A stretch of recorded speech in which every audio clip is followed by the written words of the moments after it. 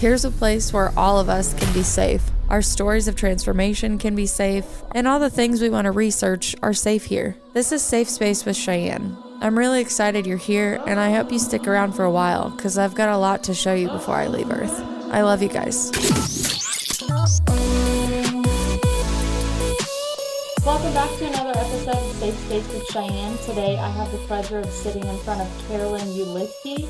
She's got a long list of things that we're going to talk about today. Not only was I inspired by the title of her book that I have not got the opportunity to read yet, but trust me, you're now on my list. It's called Radical Freedom, Let Go of Who You Were and Set Your Creative Soul Free.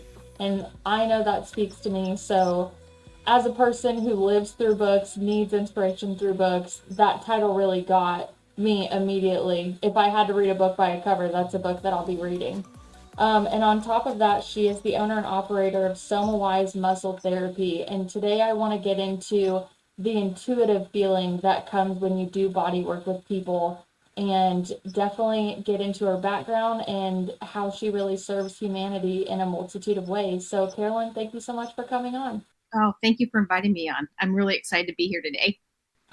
I honestly don't even know where to begin, because before we got on, you were talking about how you've done body work for 24 years. So I think of all of the continued education that goes into body work and the freedom that you get after you graduate from the certain certifications. Yes. So not to hop ahead before the story, but I'm really intrigued on like what type of trainings in body work have you gone through, and what has really pulled you in the most? So I'm going to give you a little background. That is my second career. My first career was corporate.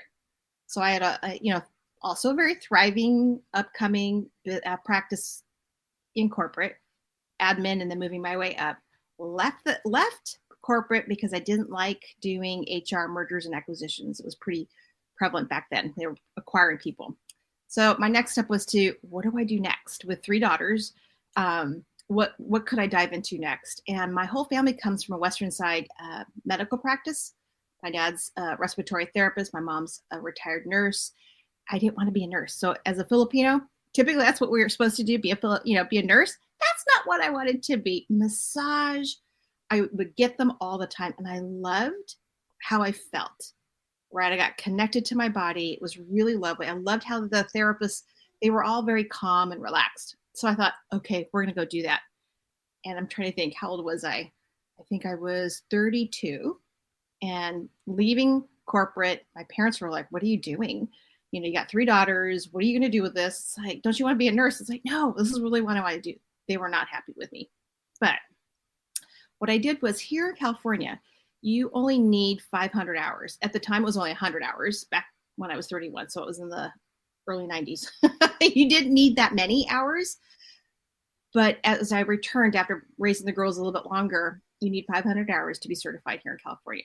Here in the Bay Area, in De Anza College, they have an incredible program that encompasses all kinds of massage therapy. Dr. Foreman, who created the program, allowed us to learn all the things, including the regular spa, Swedish massage.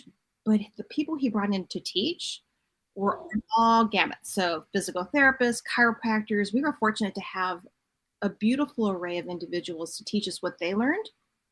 And so I got to dive in. I loved sports massage because I love the idea of working on someone quickly, get them out of that kind of pain so they can get back out on the field, get on the track, whatever they were doing. So I think that was the biggest one that stood out for me, because it was like, oh, I can get people out of pain because I can feel it under my hands. And my first massage class was Swedish. And, there's a time and place for that beautiful effleurage and the relaxation, but I could still feel the knots and the tension. But we weren't taught at the beginning classes how to unwind them.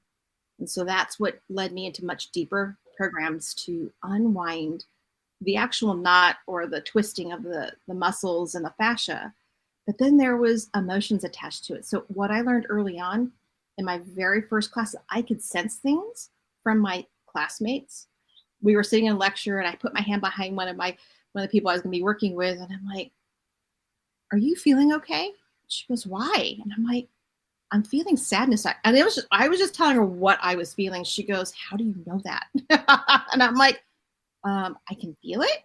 So she was a little put off, but she goes, okay, I'll go with it. But you were right on. So for me, I didn't realize others didn't get that same level of sense. So you were right on when you said, you go learn massage and you just kind of do what you're taught, right? Kind of cookie cutter, you mash it up a little bit, but I could feel things. And I didn't know how I was unique in that way until I was in my early 40s and really launched my brick and mortar practice. And my first business coach met her and she goes, let's get on the table. Let's see what you offer.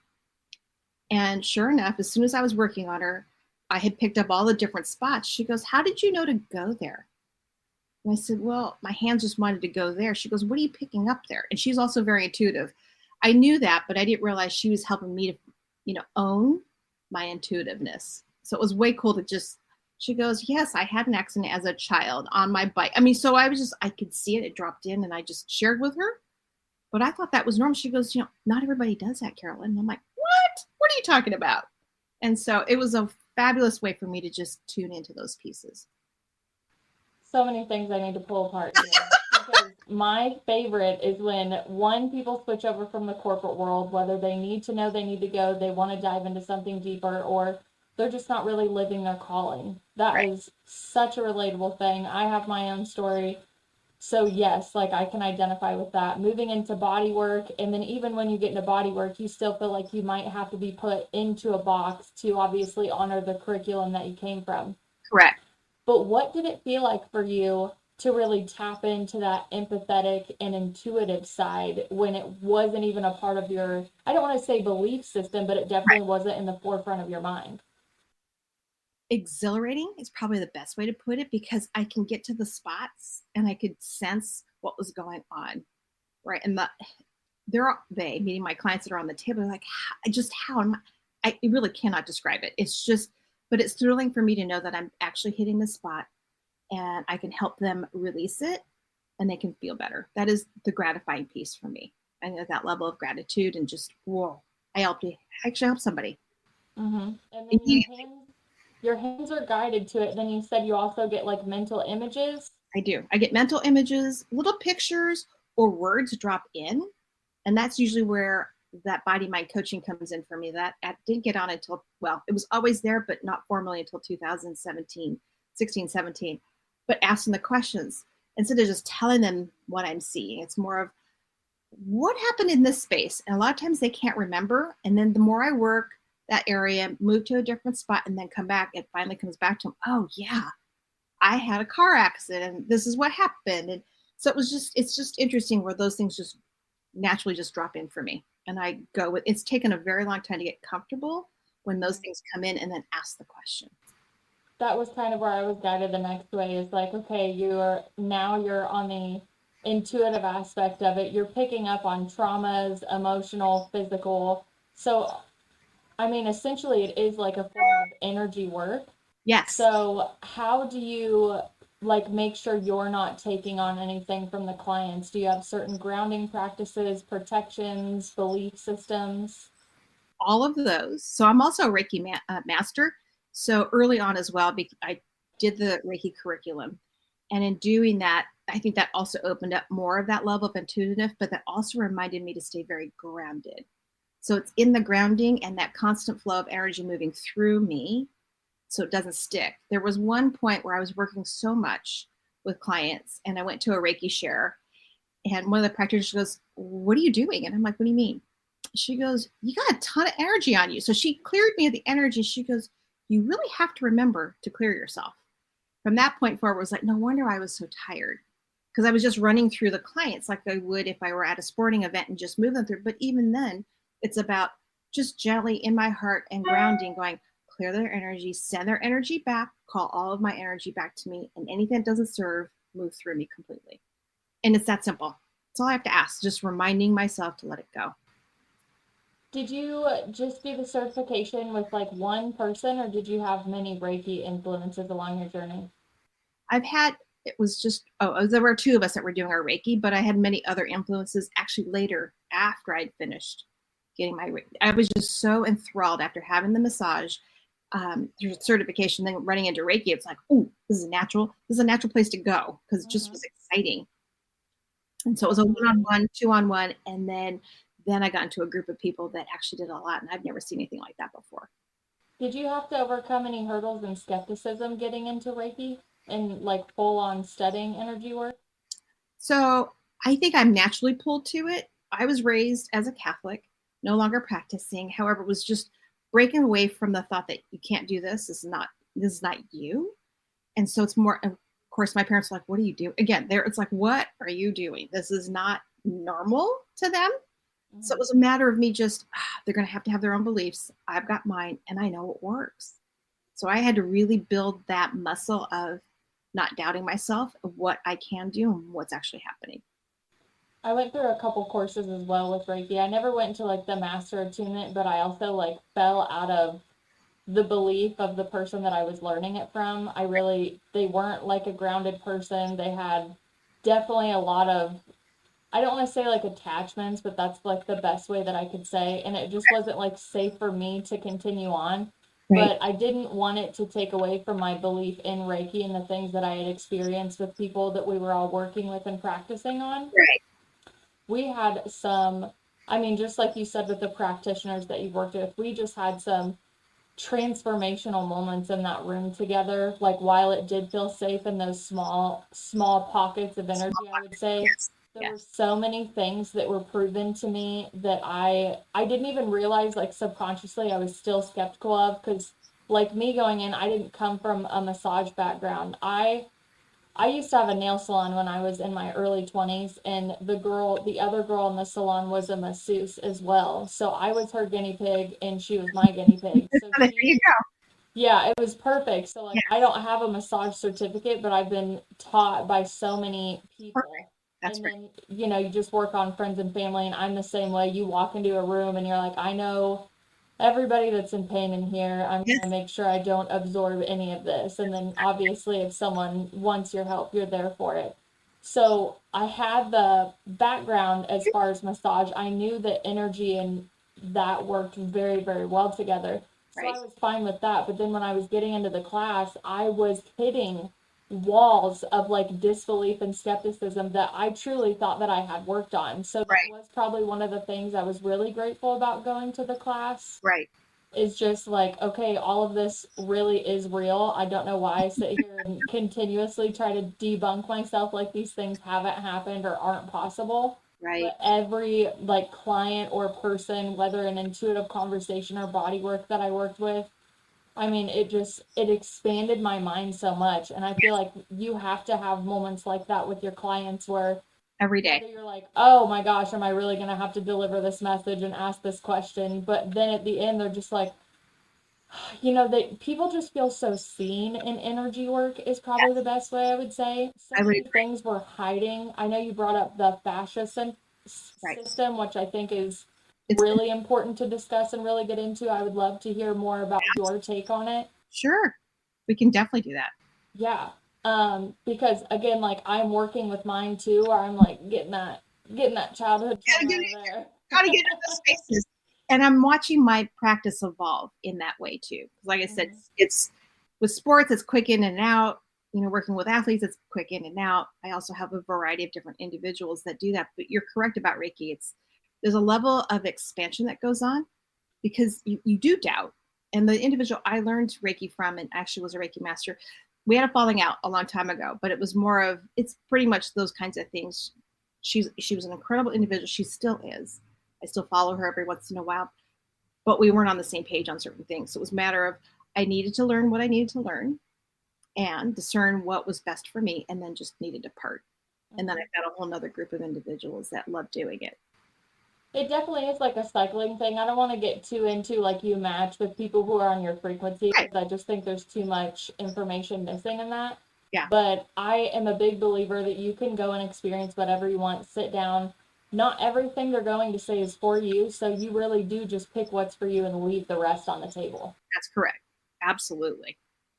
So talk to me like I'm a beginner and I have no idea about the fascia in my body and how it actually attributes to chronic pain, autoimmune, emotional stress, just basically being like clogged up in general, like energetically and physically. What am I missing and what do I need to know about? Okay, so the simple, because this is what I like to do with my clients, is just give them a basic understanding of what's happening. So they'll come in, I'll use an example of they come in with shoulder pain. So when you have pain, there usually is some level of stickiness. So we have muscles and they're fibers. I mentioned to be like spaghetti, right? They're either loose or when you throw them into the water and you don't stir it, they get stuck. And around that is another wrapping around your muscles, the fascia around it. That's just another layer that holds everything together next to the skin. So if that gets twisted just a little bit or stuck to the fascia, that means everything else along the line gets slightly askew. Just like if you pulled a thread on a shirt, if you pulled it down here, it's going to mess up the line up here. And so you may be having pain up here, but I need to trace it and figure out exactly where it's actually pinned in your body. And then ask a bunch of questions of, what did you notice here? What's happened here? Or what are you thinking about as I work these pieces? So they're tied together in respect to either an injury, a thought process, a belief process, or pain just from an emotional aspect of it. So they all kind of run together. People go, but the pain's here. I'll go address it, make nice with that particular muscle, but then we need to just continue to search the different spots so that we can loosen it. There are a lot of things out there now about fascia. So I can ask you, well, work here. I'll ask you to lift your leg up on the other side and twist it, and then just gently allow it to unwind, right? That's where my work is leaning towards more. I always have done it, but people are hard. It's hard to have that kind of pain. And when I pound hard, which I can do, I've been known to do it, the body resists. So it's just better if I actually go a little slower, meet it where it's at, have the conversation, but sometimes people are in a hurry. Mm-hmm. Right. Well, yeah, you don't want to be mad at it, right? That's Well, not going to do anything but make it like harden and it makes it itself much even more. exactly. It makes it tighter. I mean, my best example was Friday, and I'd seen this client 3 times that week because he goes, I just want to knock this out. And he's been with me for a long time. And I'm like, you know how this works? I'm like, what are you mad at? So we had to slow it down. And I'm grateful I had extra time with him. So it's more like, what are you mad at? Why are you so impatient? Well, I'm tired of being in pain. I'm like, yeah, but you didn't expect to fall, have a little fracture, and then now we've got scar tissue to deal with, and now you're in PT. We have we put all the pieces together. I'm like, you're going to be more gentle with yourself, right? It doesn't happen overnight. I'm good, but I'm not that good. You need to work with me in these pieces. I can identify with that person though, especially like when you're in pain, you want to get out of it. Exactly. You can't run a marathon like that. It's like running on a sprained ankle. It just doesn't make any sense. You're just It does not make sense. the injury more and more. That's right. That's exactly right. However, it's different for professional athletes, which I do have the privilege of working on. Mm-hmm. They're meant to do it this way because their bodies are dependent on them getting back out on the field. And so they have access to other things we don't have, like hyperbaric chamber, getting into cryotherapy, all the things that, us regular folks don't have that level of kind of care and access to. So they actually heal faster. Because they really train their body to do that though. And I mean, like you said, not only all the technology and the healing modalities, but even like the team of people around them to like coddle in a sense, like, okay, we know where we need to send you. So it's true. Wow. Okay. So let's make up a random client, right? Okay, we have the intensity of the sports medicine, we have the mixture of the intuition, slowing your clients down. So I'm just going to make up a client as a guinea pig as fast as I can in my head. So you have, let's just start with someone that's never had body work done in their life and they come to you. What would be a way for you to talk to them and talk them through the procedure and explain to them why it's really important to work with your body in this capacity? Okay, so I actually have one in mind. She's had body work, meaning had regular massage. She had my card for 2 years. Her chiropractor gave it to her 2 years ago. Now she's at a point where her body is in pain from head to toe. She's under the belief she's got fibromyalgia. She's got a few other things that she's been diagnosed with. Plus she's in perimenopause, all the things. So she's a woman. And she goes, I finally had to reach out. And I'm like, cool. And we spent, I spend a good 30 minutes. They'll be with me for an hour. Well, I will spend 20 to 30 minutes just getting a history of what brought them to me, what's been happening in the last couple of years or weeks or months, and then explain to them why coming in and having the conversation. First, we got to get comfortable with each other. You're going to trust me with your body. So let's get comfortable here by explaining to you that I'm going to palpate your body, right? Kind of find out where the pain is, where the tension is, and ask you if you can feel it. Because this is a joint effort. This is not me just finding it and you checking out. This is not a quiet process either. We're checking in. Because my goal from my first book, my solo book, Loving Yourself from the Inside, is getting used to your body, right? Being in touch with it, loving it, and knowing it. So it's a matter of me helping them understand that they are in relation with their body, right? And I'm just being brought in to support them and guide them in this place back to the center of themselves. So by doing that, then I bring in all the different pieces I've done in the past. Part of it is Reiki. When I say Reiki, people understand Reiki. For whatever reason, Reiki's become far more universal to many people who don't know it. So it's energy work. So I will intuit based on what I feel in your body, and I'll ask questions. I have regular massage, sports massage, orthopedic massage, but then I also use Touch for Health. And Touch for Health uses the meridians of the body, and then it coordinates with different organs. So don't be surprised if I tell you I'm on this particular meridian. This associates with maybe your stomach meridian and your stomach. What do you think you're holding here? What's been holding you back? And I just lead them through a bunch of questions in that way. And they're going, ooh, this is pretty deep. Now, some people will take what I say. I want to come back after I work with you. So they'll get, whatever time left on the table. They'll get, just a light touch of figuring out how this is. And they can choose to either come back next week or, this is too much for me. I'll call you when I'm ready. So, it's just a matter of teaching them that some people aren't ready to go that deep. They want to be out of pain, but this is not like giving you a pill, right? This is work we do together. And then there's homework to do afterwards. I'll give you an exercise. I may give you a prompt to, write about or just put into your phone so that you have an idea of what this piece is for you. You remind me of meeting my chiropractor back in Wichita. And first of all, he's like a straight shooter. Like you feel like you're sitting there with your best friend when you're with him. Nice. And he'll tell you like what is messed up in your body. But then afterwards, he's always like, we have homework. Okay, like this can't be all me. You could just go and mess yourself up again 20 minutes after I work on you. That's great. Here's your exercise, go do it. Right. And I mean, I have a background in yoga and I'm an absolute lover of Pilates. So working on my body is one of my favorite things to do when I'm not going out and doing all the other things I'm doing. But I did have an injury that I didn't know how severe it was around the time I was pregnant because I ended up obviously getting bigger and like more inflamed. Yes. And that's when I realized like this itty bitty shoulder issue I was having from overdoing like shoulder movements in yoga, inflamed to the point where I thought like I lost like all mobility of my arm, like moving back. I couldn't even like do this. It would pinch so bad. And then my whole arm would go numb and then it would go away and I would rub on it and I was like, oh, it's right here. Like I can feel it. And I would go back to my textbooks.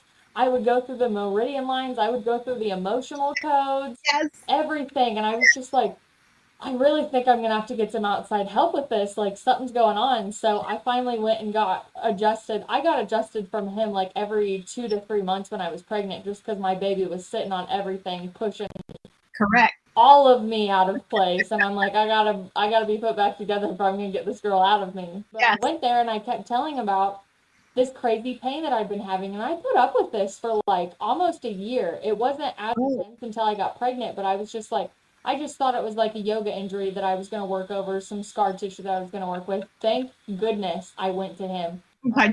I would have permanent shoulder damage because what had happened is in one of my workouts, my muscle had rolled over in between the other one. I didn't even know that was possible. It's possible. So like your spaghetti thing that you're talking about, like mine would be like the heartstrings like wrapped into the other one on the other side.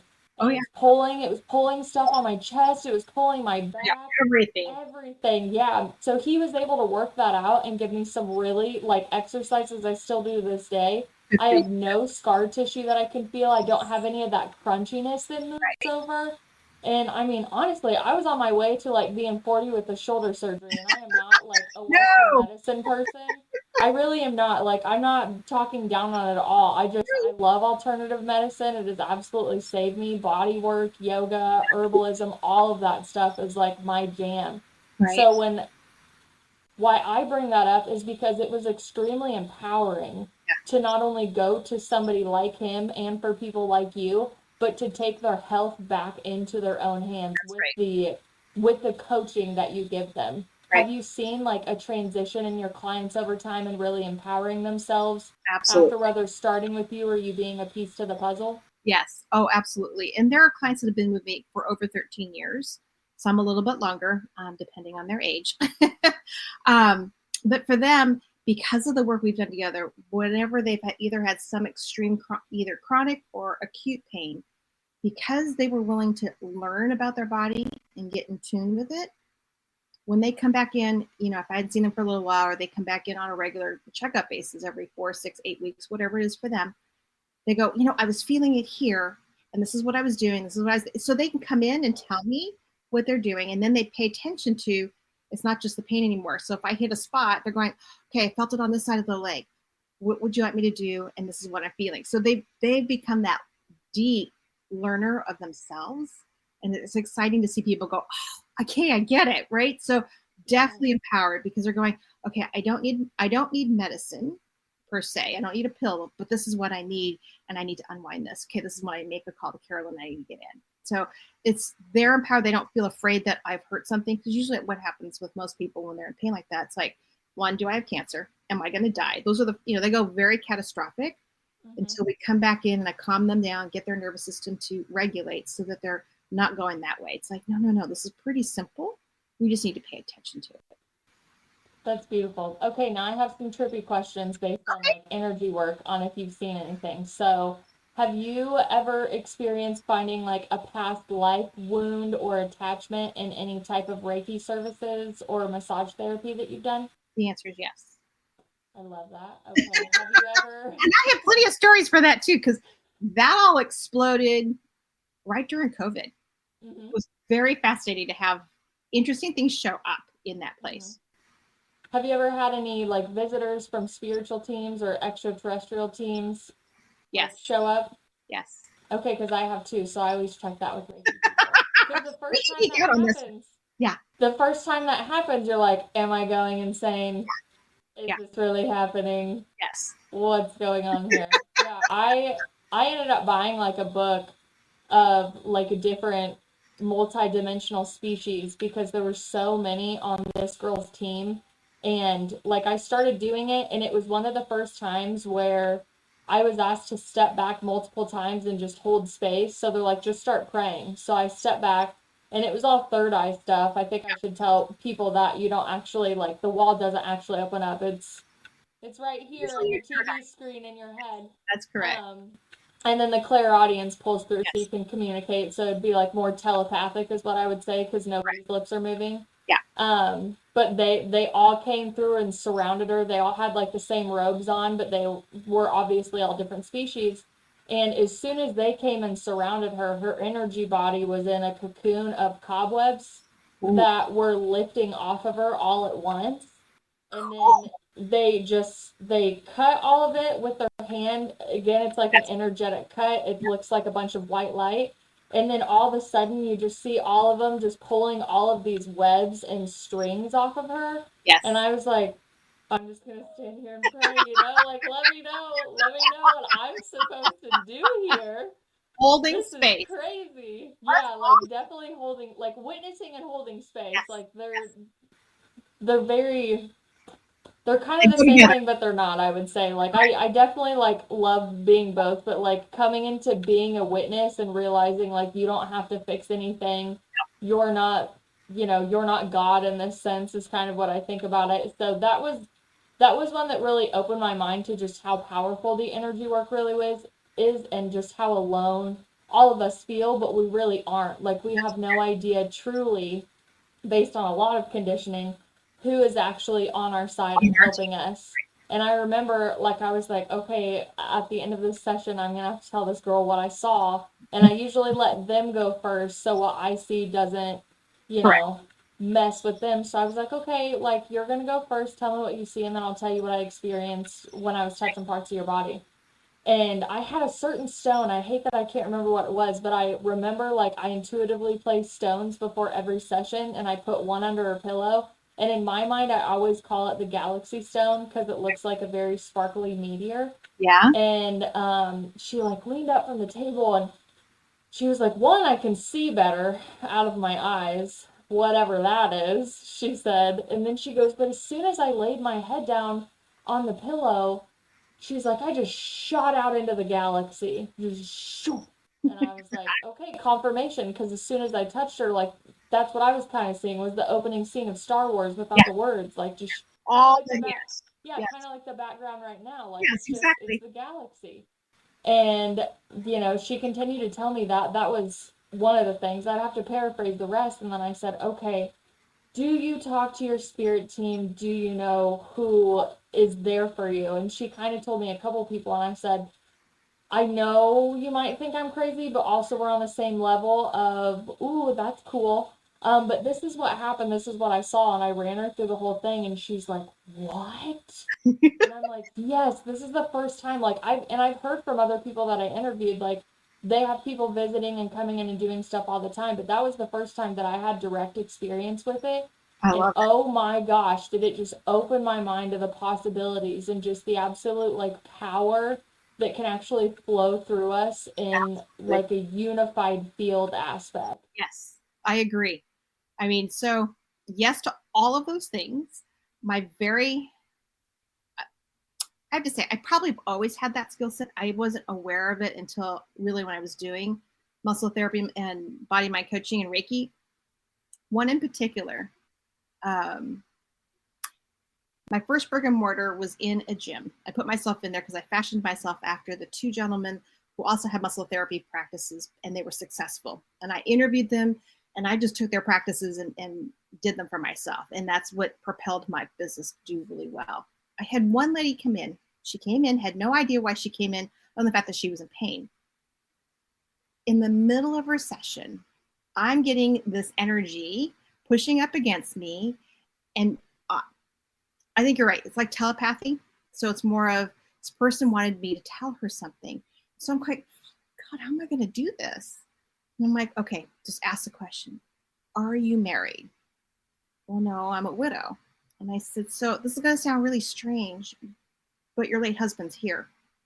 And she just looked at me, and I'm like, she started crying. She goes, I feel guilty. And I'm like, why do you feel guilty? And this thing's pressing up against me. And I'm like, okay, you're going to have to back up. You are, he really urgently wanted to say something, but I'm like, you need to back up because I need to give her space. Mm-hmm. Because I had to leave the room to go to the bathroom, and that's when he passed. And she felt guilty. And as soon as she said that, I said, he wants me to tell you it was okay. And she just looked at me, and I'm like, and I described him. And again, I had no formal training in any of this until later on. And so for whatever reason, whatever pain and grief and guilt she was feeling, it all got washed away. I thanked him for coming, cleared everything out. And several years later is when I took a mediumship program with James Van Praagh. I don't know if you know who he is, but it was a 5-day program. And that's where I learned evidence-based mediumship, right? And the only way, they don't come in, I don't pull them in, they just come in when they come in. Mm-hmm. People have to be ready for it in that sense. So that's people's loved ones on the other side. There are other beings, as you put it, and I have one in particular, or actually a couple in particular, where they have beings that come in. A dragon's one of them. Yes, I've had that in an experience. I'm so glad you brought those up. Yes. Yes, she came in, and she's trying to open her eye, her third eye. She's trying to do all these things. I said, "What do you notice in the room?"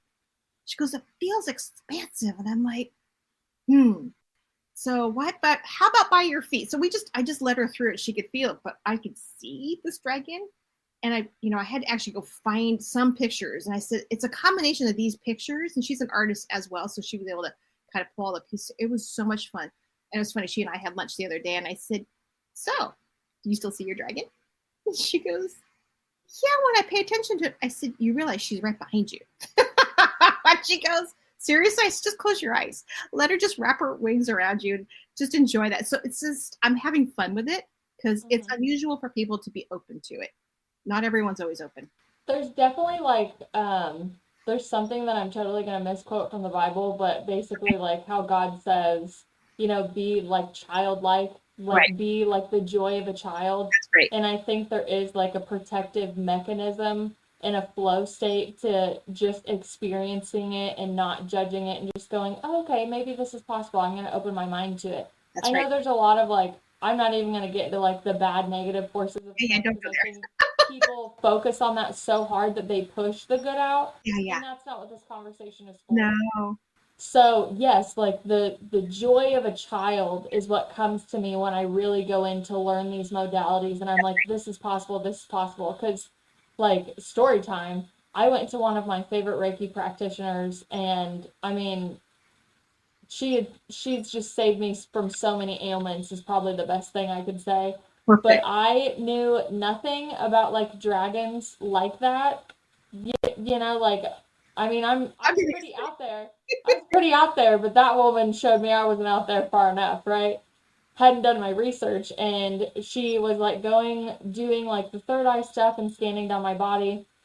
And she's like, do you know anything about like dragons? And I was like, I know I like them and I think they're really cool. Like I think the statues are cool. I think the history of them is cool. I definitely think they existed and it's a big cover up. I'm like, but as far as like intuitively, like spirit animal wise, I had not put that connection together yet. I knew animals that I knew existed on Earth being spirit animals, but now we're getting into dragons and elementals, and wow, what a level up in my life. And she was like, yeah, so just take this however you want it. If you want to run with it, you can. And of course, I'm going to, because I love checking all this stuff out. And we ended up finding out that it was like a blue water dragon. Ooh. And like as soon as we started talking about it, I started getting like repressed like memories and dreams of seeing a blue water dragon. Right. And I ended up going and working with a spirit animal specialist. And I was just like, you can tell me what you see, because I know you have rotators that come in to help you with stuff. And then you have actual kind of like you have spirit guides, you have animal guides. And it was known that like this water dragon has been with me like the whole time. And there's no dragon research for this stuff. It's incredibly hard. You end up finding stuff about like video games. Yeah, and, like, that's it. Yeah, like that's about all you can find. So it's really a lot of intuitive work to work with it. But I got so much information from this reading when I went to this spirit animal specialist.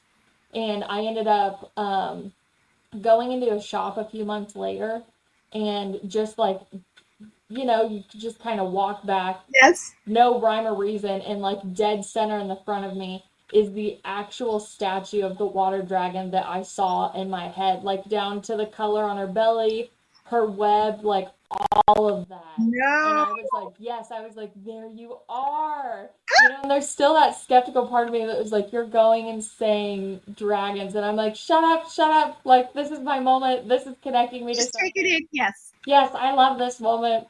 But I'm so glad you brought up dragons, because seriously, it's not talked about enough. Like, okay, we already went through like all the extraterrestrials and multidimensional beings. Like, I don't have time to go through all the elemental knowledge with people, but it is so fascinating. All of the different energies, I think is the best way I could say it, that are out there and they're really supporting humanity. Absolutely. I know that I have a blue water dragon. I know where I can actually physically go visit her. I had a dream one night where I visited Jenny Lake. It's by Jackson Hole, Wyoming. Oh, okay, yes. It is so beautiful all year round. Like, it's crystal clear water. It's beautiful. I think it's a highly spiritual place. And I walked through there in my dream, and I was definitely in theta, because it's like you're dreaming and you're there, and you have messenger dreams, right? Love that. It was a messenger dream, and there she is, just like in the water, and she's like, here's where you met me, like this is our place. So I was just like, I remember I connected with something heavy in Jackson Hole, and especially when I went to Jenny Lake. Obviously, not tuned to any energies at that time in my life. I'm like fresh 21 on the Wanderlust Trail. And so now, like, when I picture her in my meditations or in my mind, like, we're both just at Jenny Lake together, and she'll just be out in the water, and I can sometimes get in the water, but it's pretty cold. But what a great memory you brought up. That is so beautiful. Oh, Thank you for bringing up dragons. absolutely. I think you hit the key, which is what I learned in mediumship, is that it's that joy, right? That higher level of energy, because wherever the other energies are, they're much higher than where we're at. So the higher we can bring ours, they can actually match us. Yes. And be with us in that space. When we get heavy and go in the dark, there's no way to connect. And I think that's a really important thing to talk about. I mean, not again that I want to bring in the dark stuff, but there are mimics that can come in. There are false lights that you can come in. So auditing your own frequency when you want to connect with certain things is super important. Like when people say raise your vibration, I know it's highly overused, but you're absolutely right. There's only a certain level that they can come down to meet you, and you have to. And of course you can go higher and higher and higher, but there's just, it's like radio frequencies is what I tell people. So no, I'm so glad that you brought that up. Yeah, no, I think because I know when these people come in and there's that level of openness and willingness, that more shows up, and it's so much fun.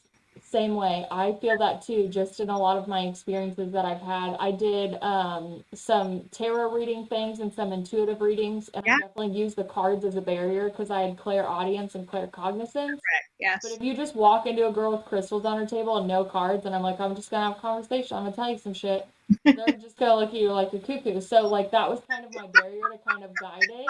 Well, yeah, you have something, right? You have to have a little something. You do have to have something. Yeah. And I like that too, but yeah, just going through that intuitive aspect, and I would have people sit and I would say, have you ever got a reading before? Because a lot of people, if they get so many, it's kind of, it's kind of the Swedish massage of tarot. Correct. You know what I'm saying? Like, you don't, everyone has their way. I found out mine is completely different from everybody else's. I was like, I can't tell your future. I can't tell you winning lottery numbers, or like, we sure as hell wouldn't be here, right? That's right. And I'm like, so basically, like, I'm going to flip over 5 cards. We're going to see where this direction's going. If you don't open your energy up to me, I can't see anything. I'm like, you're in control. You have your free will. I was like, whatever you consent to let me see, we're going to see. Yes, we're going to protect everything, on and on and on. Absolutely. And by the end of it, you could tell the people that, like, they came in highly skeptical, and I would be like, okay, like, we get to go to 3 cards today. Yay, that's what we're doing. And then eventually by the end of it, they would open up enough. But I would have, like, I would always call in their team and my team. And then I'm just, like, I think of it more comedic and I guess joyful, where I'm like, tell me the shit. Tell me the tea. Tell me what they came to work on, but they don't want to talk about. And that would end up coming out in the reading. And by the end of it, they're like, yeah, I've never had a reading like this. I'm like, everyone's different. I'm like, that's why I really don't have a title. I'm just a person with a bunch of tools, and you picked me to sit in front of. And yes, like, the more they open up, it's like, literally, it's like Jasmine right here. It's like a whole new world. A whole new world, yes. Eyes, everything opens up. You're on that magic carpet. No, it's true. Yes. I've had experiences with people who come in. I had one gentleman, and actually as some of my clients lovingly say, they're believers now, Carolyn. He came in, I was running a little late, and he was pissed with me. And it's like, he's never been with me before, same kind of thing. And so it's like, he goes, I want you to value my time. And I said, I actually do. I said, but I'm also valuing the person's time that just came before you, and they need a little extra time. Well, sure enough, by the time I was done explaining what I do, exactly what I had said earlier, and then getting him on the table, and then stuff started to show up. Right. He didn't realize that some of the emotional things he was dealing with having teenage daughters, being divorced and all these were showing up. And actually, because I could understand where he was coming from, I could share. At which point he opened up, and so he comes back all the time. Right. So now it's not, he no longer, I think he was trying to shame me in a way of, my time's important. It's like, well, I'm not that fucking kind, excuse my mouth, not that kind of massage therapist. It's like, dude, we got work to do. You came in here, someone recommended you, because you couldn't have just found me by yourself. So it's more of, this is what I have to offer. Mm-hmm. Right. You either really standing in your power about that too. Yeah. I like that. You're not like, Thank oh, you. I'm so sorry. Like, I know Oh, what I'm offering and I know what you're walking in the door with, so get on my table and shut up. well, and there's only twice I've actually had to stop a session because these two men, both were men, they were sent by their wives or their spouses and non-believers. Mm-hmm. It's like, okay. And this one gentleman just held so tight. And even though I tried to communicate the fact that I also work on athletes and this and that, wouldn't budge. Nothing was working. I thought, we're done. We're done in half an hour, right? You know what? I hope you enjoyed whatever you got out of this, and we'll see you later. And I never ever saw him again, but was like, I am not going to endure an entire hour. This person's not willing to receive. You're off the table. Done. This is like a PSA for any men that are listening to this episode. If your wife sends you to a reader, an intuitive specialist, or a body work person and you don't get through it, that's her last ditch effort at trying to get you to open up to things that she already knows. And the divorce did not come out of nowhere. Okay. Okay. That is what you are 100% tried. Yeah. You are 100% correct. Yes, that is true. You know, and again, everybody's on their own journey. My new thing that I say lately to get out of, like judgment and perceiving people incorrectly is same spark, different lessons. That's right. So anytime it comes to my head, I'll be like, oh God, I did it again. And then I'm like, oh, okay, same spark, different lessons, same spark, different lessons, over and over and over. And it honestly really helps. Yes. From what I learned, it bypasses the judge and the jury in your mind and sends you straight to the compassion frequency. Correct. And that is what I'm trying to just be as much as I possibly can. I fail so often. I think it's my sarcasm. It really is. Because I'm like, this is such a good joke right now. And then I'm like, well, let's try compassion instead of sarcasm right now. Yeah. For me, it's more of detached compassion, right? It's compassionately detaching, right? I'm here just to witness. They are in their experience, and right now they're not ready to hear me. So I just let them. You have to actually just sit back and let them do their thing, right? And then they either come back or they don't. But it's more of like, has nothing to do with me. It's been a long journey to recognize it has nothing to do with me. You're absolutely right. I'm at the tail end of that for sure. I definitely had probably like 2.5 to 3 years of like a lot of internal guilt just on like the way I was evolving, my belief systems changing, a lot of people falling out because they just didn't get it. Right. And it's not like I haven't been like this, like outgoing off the wall person before any of this. Like it's always been leading up to this, but there are like a lot of lonely parts of that, but when you finally get to stand in your power about that, what freedom it truly is on the other side. Absolutely. It's a tremendous amount of freedom of like, oh, you were bound by, right?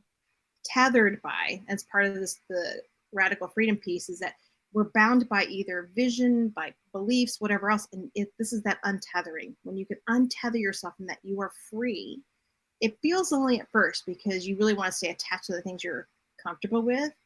But once you do, there is such, the heart lightens, everything lightens, and you can actually just be in that space, right? And just be present to it. I will say there is a grieving process that I don't think is talked about enough, which is why I wrote a book on it, because I experienced a tremendous amount of grief going through all of that. And it wasn't just like, it wasn't an egotistical, your frequency is at my frequency. It was like, I love you.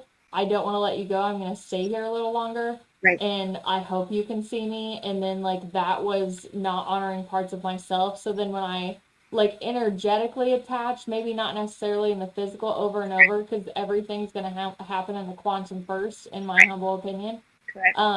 But I had so much grief that I was experiencing throughout where like on a Wednesday, I would just be busting into tears doing like house chores. And I would, oh my gosh, like, it's never going to be the same. Like, and I would just honor those feelings. I wouldn't try to talk myself out of it. I would just really walk myself through the grief, whether it was a relationship with a person, a business, an opportunity that I missed, like even parts of myself that I was grieving where I'm like, I'm never going to get to do that again. That's so crazy that it's over in this incarnation, and I just really allowed myself to feel all of those feelings. And thank goodness I did, because like, I'm like you, I understand, like, if you don't process it, you're going to hold it in your body, and your massage therapist is going to bring it up. Yeah. You're going to bring it up, or it will show up, right? Yes. It'll manifest itself. So in that radical freedom, it was that peace, that grief. I had been divorced for the second time. The backstory to this is my second husband helped me raise my girls. And I knew when we got married, he was going to go blind because he had what they call retinitis pigmentosa. So he had, what was this? Macular is side. So he was losing his vision all the way around. But I outgrew him. We were definitely growing apart because my business was growing. I was growing. There were definitely newer things. And so we did amicably part, but I went and did this trip to Italy. This is my second trip to Italy within a year of doing the first one. And I'm in Venice walking around. I was waiting. I got there early because I did the Rick Steves tours, and I did a 17-day tour that round. But I wanted to go to Venice. I enjoy Venice so much. Found the place that I wanted to be at. The next morning when I woke up, I'm walking around Venice, down the canals and whatever else, and now I'm sobbing because it had already been a year. And the dream was we were supposed to do this as the girls have gone off to they've gone to college, they've all flown the coop and all those other things. And that was not to be. And so mentally I was there, but the rest of me had not completed that process. So I spent the first 2 days of my trip in Italy just feeling the grief, walking around with sunglasses on because I needed to feel it all. And gratefully, a friend of mine last minute joined me on this trip, and she too was a Reiki healer. So it was great because we shared a room, and she was in the middle of a bunch of stuff. So that entire 17 days, plus the days we added both at the beginning and the end, was perfect because we were able to support each other as we walked through that process. And quickly, I think because I allowed myself to feel it all the way through and not suppress it, it really helped to move it through quickly. That is so powerful, and I'm so grateful that your friend joined you at the last minute Me to help you too. out. 'Cause there's nothing like friends are friends, and they are always there till the end. But there's nothing like having a friend that understands energy, can That's see right. you in those times, can be a witness, and then also be like, "Cam, rip this cord out now. Like we felt this enough." Like, That's right. ugh, Yeah. what a beautiful thing. Okay, so you told me that you're actually heading back to Italy again. What are you Yes. doing over there when you head back? So when I head back, this will be my second trip with a group back at the end in coming October. We will go to Orvieto, which is a small little hilltop village 90 minutes north of Rome. And we will situate ourselves and do little excursions where in the morning we start with meditation,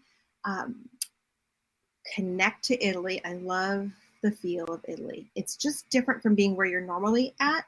And I think for me, the opportunity to go back and just feel the energy and being held in the Italian roots allows me to just drop everything, be vulnerable, be visible, and just let it heal me and be in that space where we get to experience the culture, right? Because we don't do our food the way they do food there. They And do just food so much better. the appreciation of food. Our last trip, we did an olive gathering, right? So we were in the olive fields and shaking down the olives, and we got to go from the farm, take it to the place where they distill it down and watch that and then eat it straight off of it being squeezed. Oh my God. And enjoy it. The Italians know how to celebrate every harvest every day. It's not just at the end of the season, it's every day. They take time in this community to help each other, do their olives, press the olives, and then they celebrate with food. I mean, it was an incredible, beautiful bread, the prosciutto, the salumi, all of those things. And it was the love that goes in it is incredible. So we do that all throughout the different parts of Orvieto and checking it all out. And then we end back in Rome. You're going to have to come, Cheyenne, because we end in Rome. And my favorite tour guide in Rome, her name is Francesca, and she is Roman. She's also American. She's both. But she has a way of transporting you back to ancient Rome. So I need that person in my life. Oh, yeah. It's like my first trip with her was again with Rick Steves, and she took us to the very bottom of how much they've excavated. And she transported us back to, can you hear the sandals hitting the cobblestones? Can you hear just I was crying. I was with my mom on that trip, and my mom's probably going, what? She did. She goes, why are you crying? I'm like, because I can feel it. I beautifully feel it. So when I took this last group, we were in the Coliseum, and we already done our morning stuff, which was meditating, journaling, all the things. So by the time we got to see her, she had my group in tears in 5 minutes. And said at the end of the tour, she had them cry. She goes, what is happening? What are you doing? What's going on? And I said, everyone's connected right now, and they feel everything you're telling them, right? And so it was great. We got her for 2 days. She asked me what I did, and it was one of those moments where, what do I say? What do I tell her? And I wish my partner had recorded me, but it just spilled in, and she stepped away, and she goes, that's pretty intense. But then she came back the next day. She goes, I would like to work like that. People who are intentional, who come here not to do the check mark of, I've seen these sites, but to really feel it the way I feel it, the way I tell the story and bring you into the story and how we are all connected. Oh, any place that I visit, I'm the exact same way as you. And I mean, like, I'll just stare off at a tree longer than everybody, even if it's a tour, a museum, it doesn't matter. Like, I understand residual energy is there. I'm already attuned to most of it anyways. I can't pick up on everything, but when you get to those spots, oh my gosh, I'm already in Italy in my head right now, I swear. It's so big on my bucket list. You have no idea. Well, Like, good. all the things that you're doing, I'm like, please Yes. take me. Yes. I would love this. So you can plan it. We're going to go to Orvieto, but before then, we are also going to Sicily. So my tour manager, who helped me with my first tour, my solo tour, he goes, you got to come to Sicily. And I'm like, okay, how are we going to do this? So we're going to Sicily. And he goes, oh my gosh, I tell you, it's going to enhance the trip you do. I'm like, okay, so we have to plan that for 2026. Yes. Keep me posted. You got it. Put all of those links below for anybody else. You're on. Like me, who's like, we have to go. The way that I live in Italy in my everyday life is I've been trying to perfect my pasta recipe for about 2 years now. Oh. And I mean, even to the point where, like, this is the first year that I grew my own herbs to be able to not buy them from the store and do it. Yes. And I just harvested my basil 2 days ago.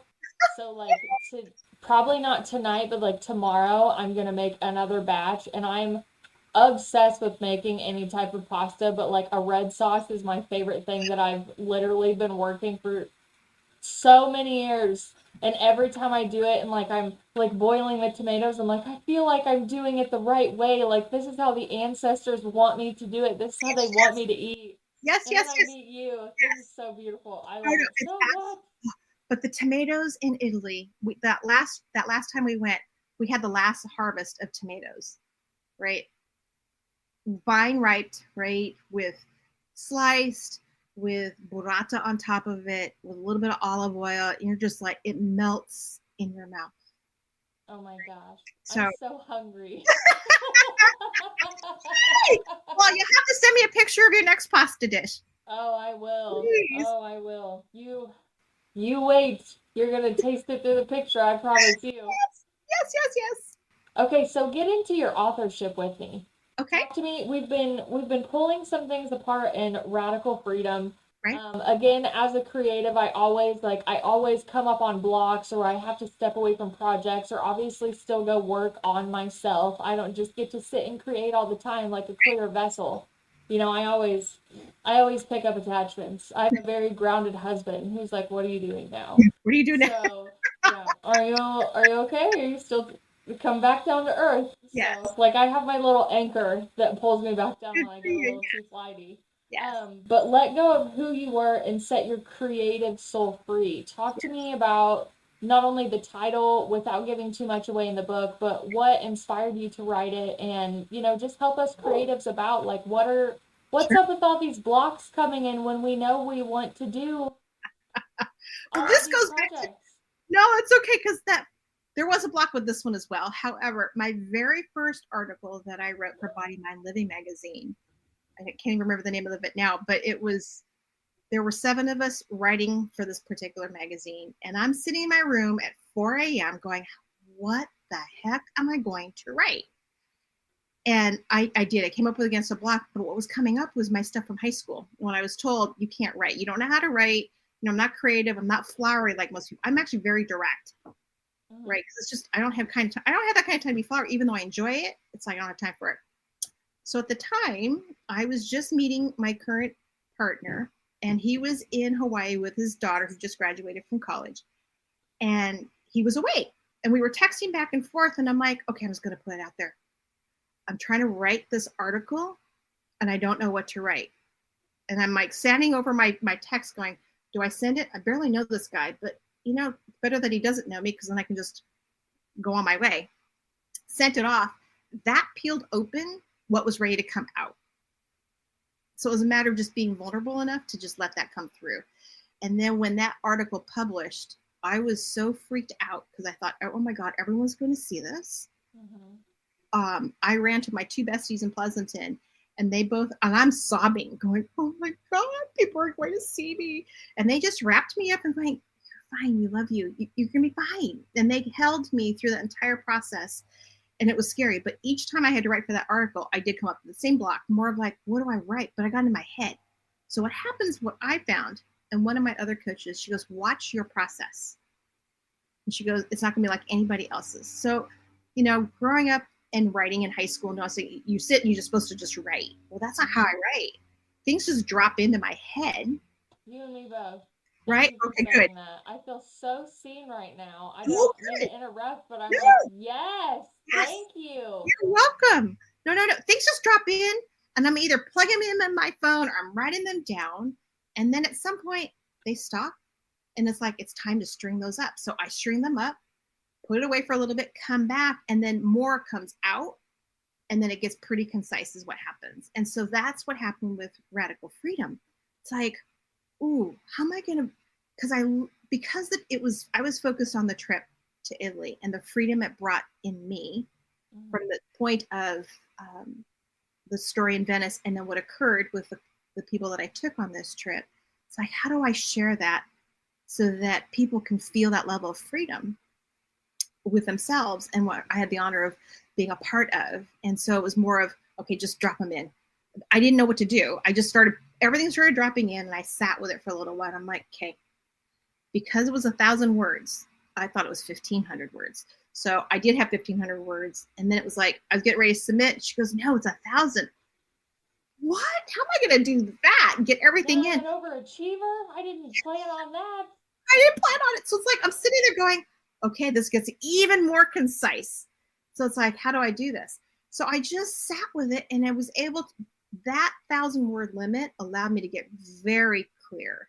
Mm-hmm. So that level of pressure, if you want to call it that, or just hone it down. You don't need all the fluff. Mm-hmm. Here it is. And that's where I was able to come up with part of the Somawise method is MIA, mindful, intuitive, aligned action. That's what I do with my clients all day, every day. But because I gave myself the time to play with it and because I do it in my regular life. What I tell my clients to do is what I actually do. I live it. So it's a matter of me just pulling it out. And so that's what came through by not putting any pressure on myself. You absolutely have embodiment all throughout your work field. I will say that. I feel like I'm not just teaching it, I'm doing it. That is one of the two red flags I have for working with anybody in any spiritual, energetic, self-help capacity. If they are not doing what they're preaching, get away from them. There's a high level of infiltration. Right. And yes, the embodiment of so many things. You are absolutely correct. There's an integrity that comes with embodiment. Thank you. I know that there's a learning process where obviously you're in a becoming stage. Yes. But there are people that act like masters and gurus of whatever craft they're in, and they're not embodying the practices that way. And I when we first got on, even before we started recording, your energy shot through my screen. You are a powerhouse of positivity and joy and radiance. And even hearing your story and the way that you are able to curb the trials and tribulations of your story, it's extremely inspiring. But I do have to let you know, you do embody the things that you're talking about, and I can just feel it as an empathic person. And thank you. In my own little safe space, I'm having such a ball. I think I actually might just have to make the pasta recipe tonight now. you're inspiring in so many ways, but then obviously like I have Italy flowing through my veins right now. Like I really must just capitalize on this energy. Good, take it. That's all Yes. it is. It's beautiful. Wow.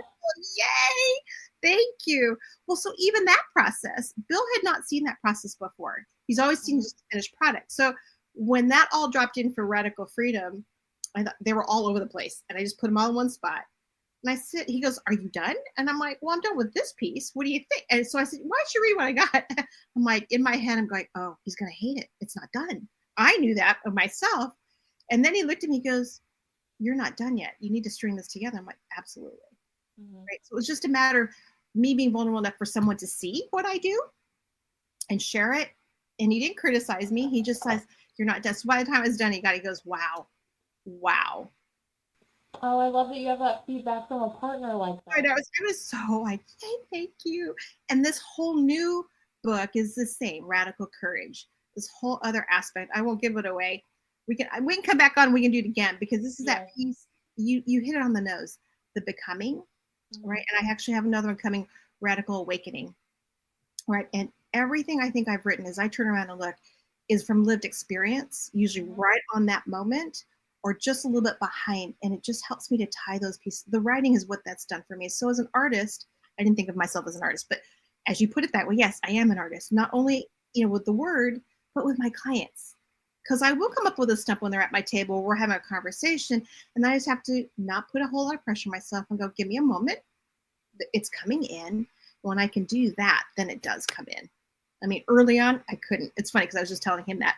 It's like the people that I fashioned myself with, how they did their business. If I couldn't, for lack of a better word, fix it or get to a resolution, I would quickly pull their name out of my pocket and give it to them and send them on their way, as opposed to just owning the fact that I can. It's just going to take me a little bit longer to, piece this together and support them in this unwinding. Wow, you have an amazing story. And you have like a trilogy book set of everything I believe in and work with. And I'm the same way. I write on lived experience. Yeah. I think it's so cool that people can be like fiction writers and fantasy writers and make whole worlds in their head. Yeah. But I read something last week where they're like, you don't have to invent dragons. You've slayed so many of your own. And I was like, oh, that's right. Right. And then there was a master class where they were talking about, and they're like, anybody can write. You need a piece of paper and a pen, and you write about what you know. And I was like almost ashamed at all the things that I had known, because it really is like so dark and very like transformational. Sure. But there were so many parts of my story where I was like, I was living these things, and the people closest to me had no idea. And now I'm going to go and I'm going to release this book. And they're like, what do you mean that was going on in 2019? Yeah. Like, I saw you. And I'm like, yeah, you saw a mask. And if you did see it, you did not speak of it. So there were like a lot of like traumatic things that I wanted to talk about, like my side of the story on a lot of things that we never got to discuss. But then obviously where I am now, with all the modalities that I've used to be able to really heal those things. Exactly. Like I am like you, where I'm like, I want to inspire. I want to go and help people. I don't want you to be in pain. Right. So all of these projects have a tremendous amount of love, like unconditional love that I have actually, that bliss state that I've been able to taste. And obviously you're not supposed to stay there, but you always just kind of want a little piece of it. So you are amazing. I need you to come back. I will come back. I have so many words. Yes, you have to tell me about the next Italy trip. I have to go to Italy with you now. I don't know when it will be, in a couple years, I hope. Yes, the answer is yes. Ooh, definitely. Yes. Oh, I'm already like, I can't wait to get body work done by you. I can't wait to get Reiki done by you. Where are you? I'm located in Kansas City, Missouri. Okay, so you're in Missouri. All right. Yeah. We'll make our way that way. Yeah, you got to figure it out. I don't have Carolyn in the books for a long time. I am so deep in motherhood right now. I'm trying so hard to be a consistent parent, but also at the same time, I'm like, I cannot wait to go out and explore and do all of these things that all these people are doing. It's amazing. Enjoy the space as far as the mothering. Like I said, my three, I have a 35-year-old, and the twins I think will be 27 or 20. I can't remember which number they are anymore. But anyways, Yeah, I'm beyond that piece, but enjoy this one. There's so much to That's gain literally what I here. keep telling myself. I'm like, I'm here for a reason. I don't want this to speed up and go away. I absolutely love Good. being with my daughter and learning. I mean, she's honestly my best teacher right now. Let's be honest. Well, She'd be teaching me patience all and three of my girls. repetition. Yes, I'm in Yes. agreement. All three of my girls, they're all very different, and they have been the ones teaching me. They're the ones that have kept me grounded. Yes, and that's the other thing is she keeps me supremely grounded, and I have a beautiful support system. So yes, I know I'm here where I'm supposed to be, but also like when you get those nudges of like, ooh, that's what I get to look forward to, you do Yay! just get like so jazzed up inside. Exactly. Before we get off here, what advice do you have for anybody wanting to start creativity, body work, anything in intuitive? Do you have anything that could speak to the insecurities or skeptics in their mind to really just kind of get over that? Absolutely. Just try one thing. Don't do them all. Just pick the one thing. And if you can just set aside the doubt for just a moment and all the naysaying, I had to do that with my own family, and just take one action step and just see what that gives you. And don't expect everything, but just one thing. If I hadn't taken that one step to take that one massage class and get that level of experience, I would not have known how incredible that feeling was. So just the one, you just need one action step to have a little confidence and a little bit of inspiration. Beautiful. I love it. Thank you so much for your time today and coming on. You are extraordinary. Oh my God, You thank really you so are. much.